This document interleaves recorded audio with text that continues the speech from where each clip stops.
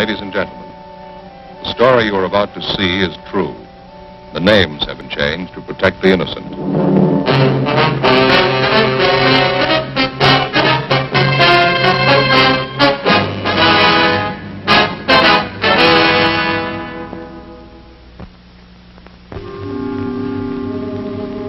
This is the city. Every 24 hours, a little bit of everything happens. 2 million people make a lot of history in one day. They write it all down and file it away. Some of it's important, some of it isn't. Business, industry, government. You buy a 3-cent stamp or an oil well. They keep records on all of it.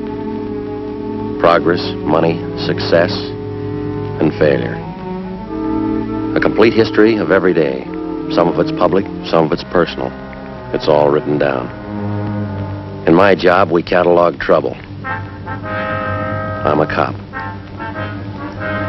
It was Wednesday, October 6th. It was sultry in Los Angeles. We were working the day watch out of homicide. My partner's Ed Jacobs. The boss is Thad Brown, chief of detectives. My name's Friday. It was 10:45 a.m. when we got to the Ortega Hotel. A 30-year-old man had disappeared suddenly. We'd uncovered evidence of foul play. The list of suspects was narrowed down to one man, the last person to see the victim alive. We traced the suspect for months. The break finally came. We found him.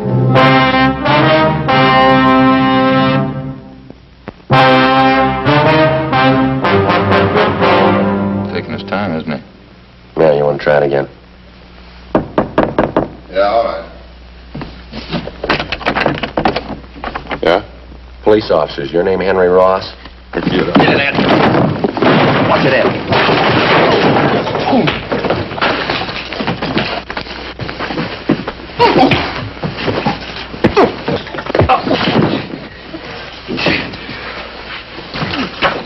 Hands behind your back, both of them. Sit on that chair. What is this? You guys really cops? No fooling. Are you cops? I thought you were faking. I showed you my card at the door. Yeah, I thought you were faking. That's the truth. There's a couple of guys out to muss me up, and I thought you were them. Your name Henry Ross? Sure, that's right. No, I thought you were one of those mooches I had a fight with in the bar the other night. He said he was going to get a pal and come back and take care of me. Yeah? Well, sure, I got no reason to fight cops. Didn't do my room any good. The landlady's going to scream. All right, you want to finish up dressing? I want to talk to you downtown. What's it about, officer? Missing person. We'll brief you when we get downtown. All right with me. Would you take these cuffs off, please? Kind of hard to dress with them. All right. Bend over. I don't know you have to slap cuffs on me. I didn't know you were cops. Mind if we check through your things, Ross? Huh? Why? Mind? Well, go ahead if you want. I got nothing to hide. If you spoke up at the door, there wouldn't have been this fight. I thought you were that mooch in the bar and his friend. Thought you were looking for trouble. All right, mister. You about ready to go? Oh, I'd like to brush my teeth first, if you don't mind. Got a mouthful of cotton this morning. Where do you keep your toothbrush? Over here, I'll get it. Never mind. All right.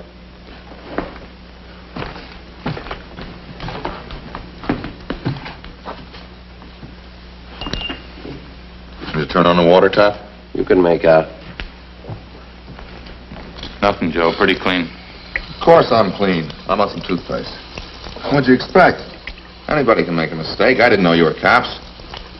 Henry Ellsworth Ross. That's your full name? Hmm? Yeah, that's right. I hardly ever use the L for it. Lousy name, huh? Well, what's the picture of all this, officer? We told you. Missing person. We'd like to talk to you about it. Don't think I can help you. Nobody I know's missing. How about Paul Davis? Davis? Yeah, I knew it, Davis. Don't know if his name was Paul, though. Have been gone a long time, this guy, Davis? Yeah, that's right.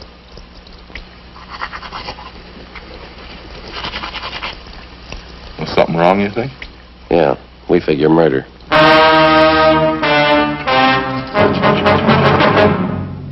After going over his room thoroughly, we took Henry Ellsworth Ross back to the city hall to the interrogation room. He was a longshoreman by trade. Among his friends and acquaintances, he was known as a heavy drinker and a man with a violent temper. Ed and I questioned him for half an hour. We got nowhere. I'll tell you the truth. I just don't know what you're getting at. I think I knew a guy named Davis, and that's about as far as it goes. You sure that's all you have to tell us? Of course I'm sure. Now, look, I got a right to a lawyer if you're going to stand there and throw a lot of charges at me. We're not throwing charges at you, Henry. We got a missing persons case. Like to have you cooperate. That's about it. Well, I'd like to, but I can't. Paul Davis. Just a name to me. Maybe I know him. I don't know. You got that report there, Ed? Yeah. That's it. Thank you.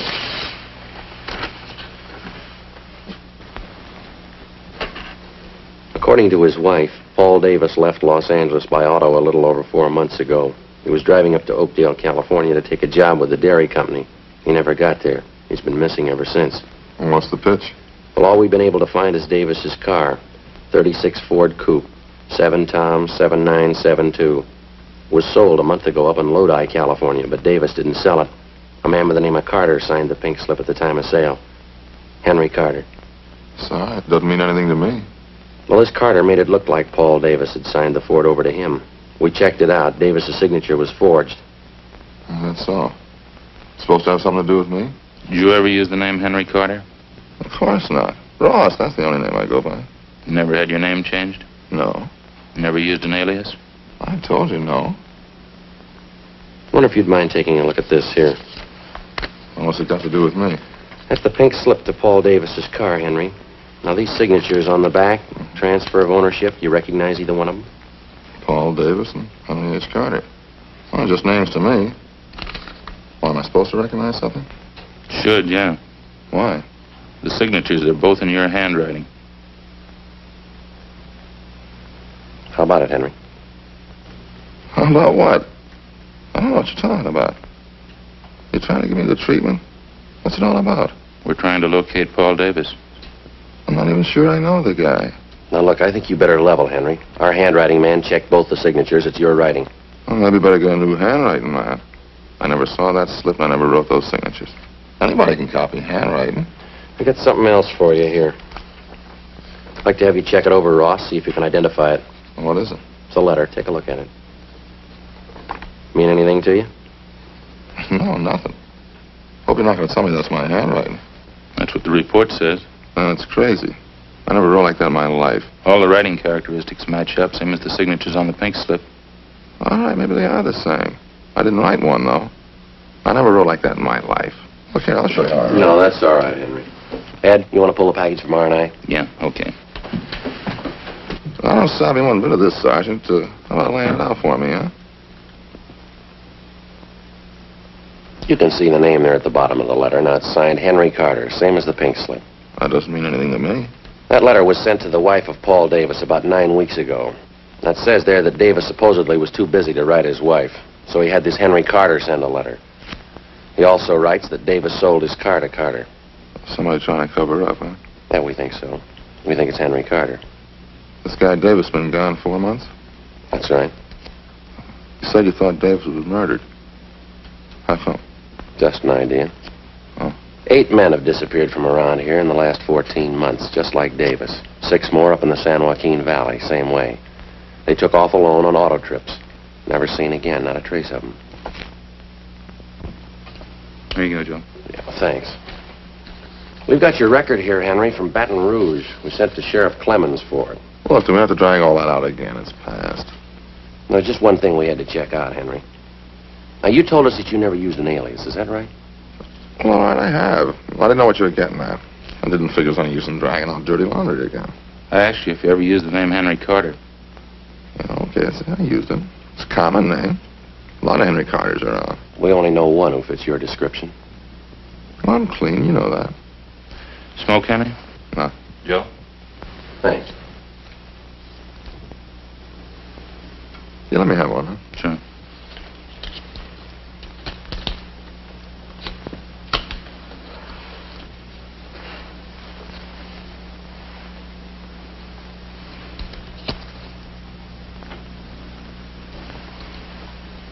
Henry, we rode this thing for 4 months all over the state, and I'll tell you what we got. We'll let you make up your own mind. It's not my writing. On June 4th, Paul Davis left Los Angeles in his car, headed up for Oakdale. Late in the afternoon, he stopped for gas at a service station just beyond San Fernando. The attendant says a man was with Davis. You fit that man's description, Henry. Yeah? I seen monks like that in court. They get on the stand, they can't even remember their name. Couple others. You and Davis stopped for a hamburger just outside of Gorman. There's a man there. He remembers you, too. You stopped again in Bakersfield, picked up a quart of oil for the car. You and Davis had a Coke. That's the last time he was seen alive. That makes me a killer, huh? A month after that, the pink slip of Davis's car came through DMV up in Sacramento. That was for the transfer of ownership from Davis to Henry Carter, both in your handwriting. A couple of weeks later, Mrs. Davis got that letter. A month ago, Davis's car was sold to a dealer up in Lodi. Yeah? We found the dealer. Ross showed him your mugshot. He says you sold him the car. That all? No, that's just the main part. There's more. We've been on the road a lot. We followed you from here to Sacramento and back, Henry. Every stop, every detour. Took us a long time. Yeah, guess it did. What do you say, Ross? Nothing. All right. Any way you want it, Henry. Yeah, I guess you worked hard on it, huh? All over the state. That's right. Must be pretty hot up in the valley.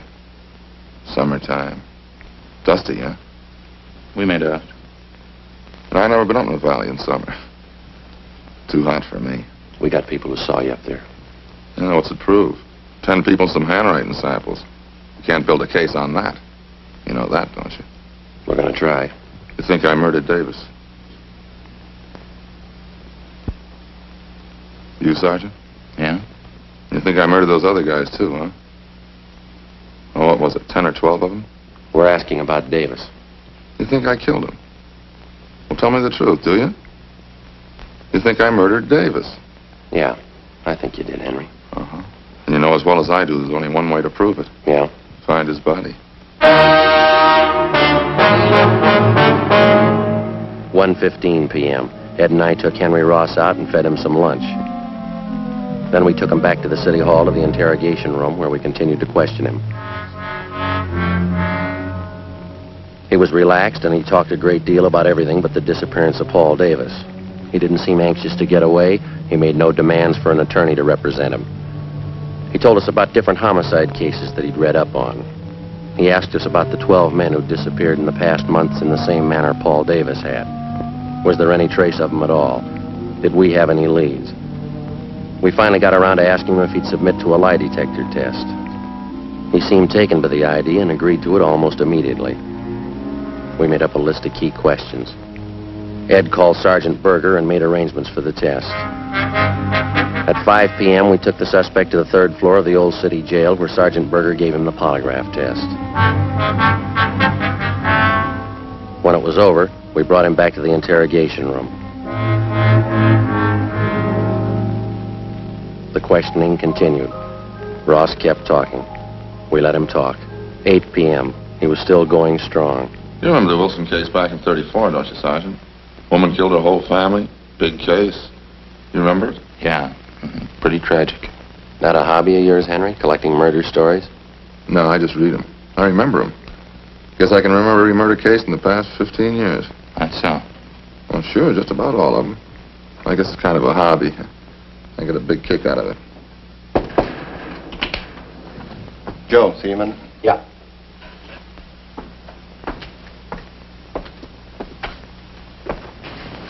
Berger opened the polygraph room, just called. What'd he say? They found 16 positive reactions on Ross. Thanks, Bates.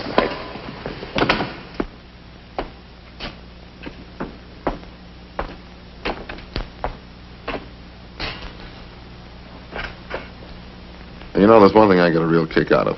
These detective magazines, mystery stories, you know, the way they make out the murderer. How do you mean? Well, you know, they always build it into something big.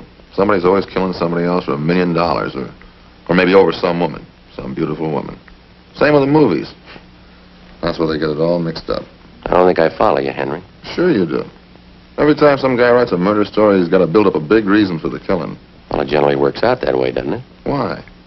I'll bet there's 1,000 murder cases in your files without a reason. Some people kill, that's all. I've heard about lots of them. Sure, they just want to kill and they go ahead and do it. Maybe for a few bucks, maybe for nothing. They just do it, that's all. That's so. Well, sure. You know that. Like this thing you've been talking about. 10, 12 guys disappear. They got a few bucks, maybe they got nothing. Somebody plows them under, that's all. No big reason, they just do it. So 12 guys are gone. Doesn't mean anything. Is that how you figured it, Henry? Huh? Phone call a minute ago. That was from the man who gave you the lie detector test. Oh, that right? How'd it go? Well, he just finished going over your graph. You got 16 positive reactions. Yeah? What would that mean? You lied, Henry. 16 times. Is that right? Yeah, but I told him to get a new machine. I lied all the way through. Mind telling us why? No, I don't mind. I guess I knew you'd find out. Well, let's go out and get something to eat first, huh? Hungry. We better talk a little more, Henry. Now, let's go. I'll tell you while we're eating. Bring a pencil and I'll draw you a map. A map of what? The canyon, where I buried him.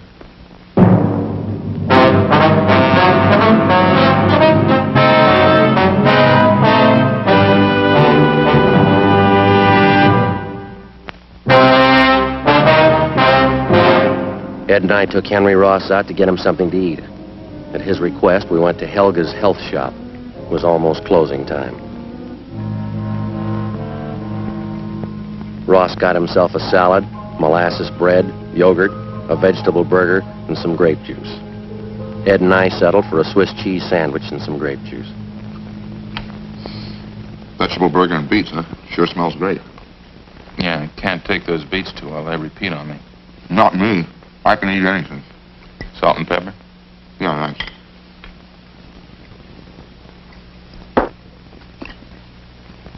You know, I haven't eaten much today. Hey, did you get your sandwich made with molasses bread? No, wheat germ bread. Oh, you should have got molasses bread. Real blackstrap molasses. Smell it. Nice and fresh, huh? Oh, you know, this yogurt really sharpens up my appetite. Food tastes great, huh? Want some saccharin, Joe? Yeah, thanks. We brought a pencil along, Ross. Want us to start making notes? Good time as any, I guess. You know, the whole thing comes right back to what I was trying to tell you there in the office. Well, what's that? Well, you know about the phony mystery stories. And every time there's trouble, there's a big reason behind it. Phony, that's all. Yeah? Sure. This Paul Davis, for instance. Well, I guess I knew you'd find out. I knew this morning when you picked me up. I knew you had it figured. Must have been a big job, huh? Finding me. Pretty big, Henry, yeah. A lot of mileage. How'd it happen? Well, there again, it's just what I was saying. There's no reason behind it. I needed a few bucks, and this Davis came along. I guess he was it. Hey, you want to pass me the salt? There you are. Where'd you meet Davis, Henry? Well, I was hitchhiking out in Ventura. Not a dime in my jeans. I was going up to Maricopa. Thought I had a job up there. Well, this Davis came along and he picked me up. You ever know him before that? No, a stranger. Said he was going to Oakdale and be glad to give me a ride. When? Well, I think we stopped for gas up around San Fernando, and I saw that he had a few bucks in his wallet. I guess that's when I got the idea. About what? I'm killing him. Maybe that gives you an idea what I was talking about.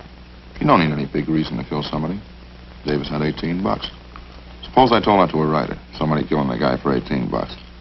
Wouldn't make much sense, huh? You tell you to never sell. You need $1 million. Beautiful woman. Good motive. Where'd you kill him, Henry? Outside of Bakersfield. Little canyon there.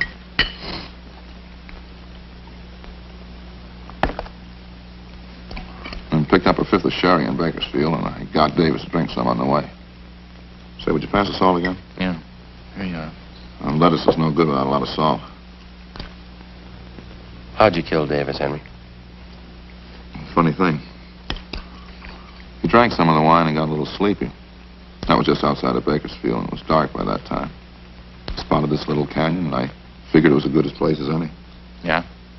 Well, I got him to pull off the road, and we had a few more drinks, and I spotted this little shack out there, out in the middle of nowhere.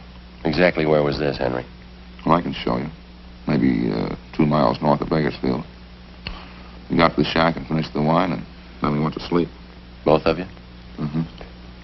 That's where the funny part comes in. Well, I guess I killed Davis, all right, but I didn't mean it. Oh, get a whiff of that, will you? I think those monks would figure out some other time to clean up except when people are eating. They'll be through in a minute. How do you mean, Henry, you didn't mean to kill him? You already told us you had the idea. Sure, I had the idea. Well, let me explain it, then. Well, we both went to sleep in this shack, Davis and me. Guess that must have been about 9 o'clock that night. Just don't know what it was. Maybe the wine, I guess, and I started having nightmares. Huh? Yeah. this part sounds like a story, but it's the truth. I had all these dreams. I woke up, but they were still there. What's that? On faces. That's all I could see. The air was full of faces. I guess I was really still asleep. Yeah, go ahead. Well, I picked up a 2x4 and started swinging at them. Faces. Funny thing, I knew every one of those faces. How do you mean? People I killed. There's only a dozen of them, really, but it seemed like there were hundreds of them. All around in the air. Grabbed a 2x4 and started swinging. I was cold and I was sweating at the same time. I kept swinging. Then I saw Davis. Swung hard. Kept swinging. He didn't even make a sound. Eyes closed. Kept swinging at his head. When I came to, there he was, lying on the floor. Seemed to take those other faces away. They didn't bother me after I killed Davis. What'd you do with him, Henry? Oh, I pulled him outside the shack, dug a hole and buried him. Burned his clothes, took his car and money and drove off. I'll show you if you like. Where I buried him, I mean. How about those other men, Ross? These faces you saw. Yeah, I wonder if I can get some more of that juice. Sure looks good. Oh, sure. Here, take mine. I haven't touched it. What about it, Ross, the other men? Well, I don't recall them too well. It's what you said in the office. 10 or 12 of them. A couple in Sacramento and the others down through the valley. Like I say, no big reason for killing any of them. Just happened that way, that's all. What'd you do with them, you remember? In general, yeah. There's one of them, though, that stands out. A guy by the name of Slattery. Some kind of salesman. A real crybaby. Where'd this happen? Only he picked me up in his car outside of Chowchilla. It was nighttime and he was feeling pretty good. I made him stop on the side road and hit him with a piece of angle iron. Cried like a baby. Buried him in the field. He was one of those faces I saw. Shows you how psychology works, huh? Yeah. What'd you do with his car? Slattery's, I mean. I drove it down to Mexico and sold it there. Guess that's what I should have done with Davis's car, huh? Those killings of yours, Henry. You got any more you want to tell us about? I told you already. 10 or 12 of them. They're pretty much the same. When was the first one? Oh, maybe 18 months, 2 years ago. First one wasn't any harder than the last. Just like I was telling you before. Yeah. You know, everybody builds up murder. It's supposed to be a big thing. Hard to do. All those phony stories. Might hit a guy a couple times with something. That'd be it. A real small thing. Didn't change me any. That's why I say it's all built up. You ever been treated for any mental sickness, Ross? No, why? You ever been examined by a psychiatrist? No. After you killed these men, did it bother you at all? Oh, just that one dream. The time I was with Davis. That's about it. Sure a good meal, Sergeant. Thanks a lot. Yeah, okay. Ready? Let's go. We go back to City Hall now, huh? Yeah. You ready to give us a statement now? All right. I had an idea you'd find me. I guess I always knew you'd find me. Yeah. Well, I guess I proved my point anyway. It's all built up. What is? Well, murder, killing somebody. Those phony stories, it's all built up. It's just cheap. You got it wrong, Henry. Huh? Wait till they read you the bill. Come on, let's go.